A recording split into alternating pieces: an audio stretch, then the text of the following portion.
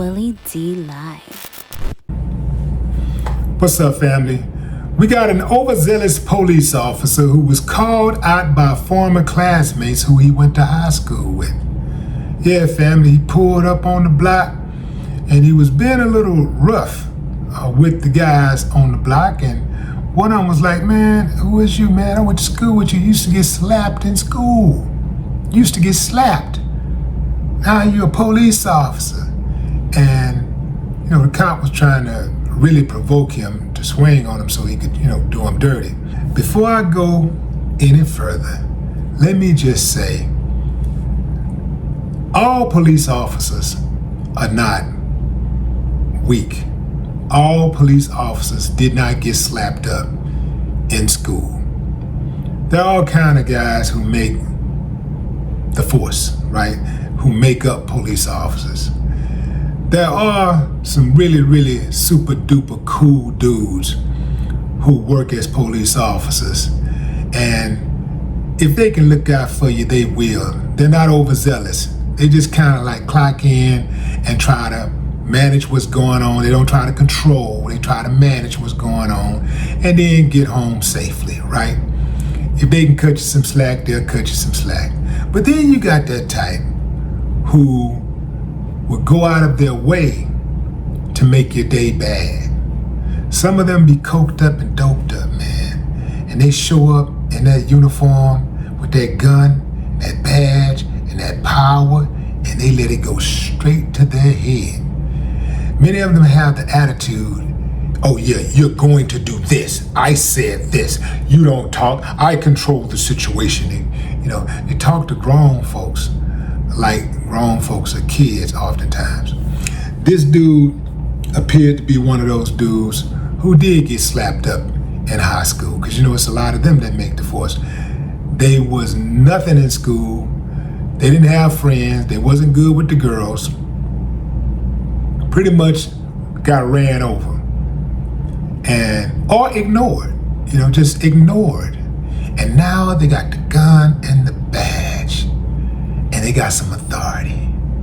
And now, it's like putting that uniform on. It's like putting on a cape. They just become some type of super thing. I won't say a hero, because a hero would imply that he was for the people. These guys are not for the people. They're for themselves. And every day they go out on the force, their job is to get a little bit more revenge. Extract revenge at every turn. That's their job. The funny thing is, a lot of those dudes who are tough on the streets, they go home and they get pushed around by little old bitty women. Yeah. And what I mean, not necessarily physically pushed around, but I'm saying they can't control him because she knows who he is. She is dealing with a guy who cannot assert his power over her with the badge and the gun, because he has no authority. You dig what I'm saying? He don't have that same authority. So she handles him. He can't control it. He can't. Some of them are in relationships where the woman is going out, hitting the clubs, cheating on him, disrespecting him, doing everything, and they can't do nothing about it. But what they will do is they'll take that vitriol they feel for her, that disappointment that they get from being in that relationship they're in, and they take it to the streets and they inject that nasty, venomous energy on the public at large. And that's why a lot of them behave the way they behave. They know without that badge, without that gun, without that authority, they get their head beat in. A lot of them understand that. They know that for a fact. And this is one of the things that angers them even more, because they know once they take off the uniform, nobody notices them. Think about that, fam. Think about that. Think about if you had a job where when you put your uniform on, You're respected. People get out of the way. You driving down the street, they move out of the way to start straightening up. People get nervous. Yeah. You drive, yeah. I like that. You like that power. But then when you take it off and you're driving down the street, now you're just a regular person and nobody cares. When you take it off and you are walking down the street or inside of a grocery store or you're in the club, nobody really pays attention to you. Unless you're really that dude who can stand out without the uniform.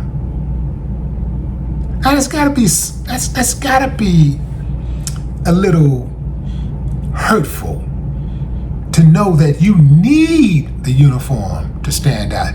You need the uniform to get respect. That's the only way you can get it. When millions of people in the world go out and get it every day without the uniform, that's gotta kind of hurt. It's gotta be a blow to the ego. You dig what I'm saying? But this dude got called out. Got called out in front of his fellow officers. Got called out on the streets, on the block that he patrols. And the next thing that's going to happen is he's going to be looking to extract some revenge, especially against the guy who called him out. And a lot of times what they do, if they want to try to cover their tracks, some of them get so emotional that they just do it themselves. But if they want to try to cover their tracks, they'll get one of their buddies to harass the guy. They'll get one of their buddies to put a case on him. Yeah. And in exchange, they'll put a case on one of their buddies' enemies. Somebody that their buddy have a problem with. Yeah, that happens. And it happens more than you could ever imagine. It's a cold game, man. What happened, man? Like, why can't we have a relationship where we have cops who are vetted, who are hired to really serve and protect the community? Because I do believe that most people, cops' job, let me tell you this, cops' jobs would be a lot easier if they really did serve and protect. If their number one job was to go out there and serve and protect, their job would be a lot easier. Because serving and protecting is not just serving and protecting those who you feel worthy of serving and protecting. That's serving and protecting the public at large. That's what you're supposed to do. So imagine what would happen if society had a sense that police officers' number one priority was to serve and protect, and that's not just their priority, that's not just the oath that they took, that's what they do. People would have an entire different attitude toward policing. An entire different attitude. But because that we know by actions from what we see on a daily basis that their number one priority is not to serve and protect, then the job is a little harder. And it is the arrogance that many of them have that won't even allow them to actually try to serve and protect and to put the public first, because in their mind they're the police and they're going to make us bend to their will. That's what a lot of them think.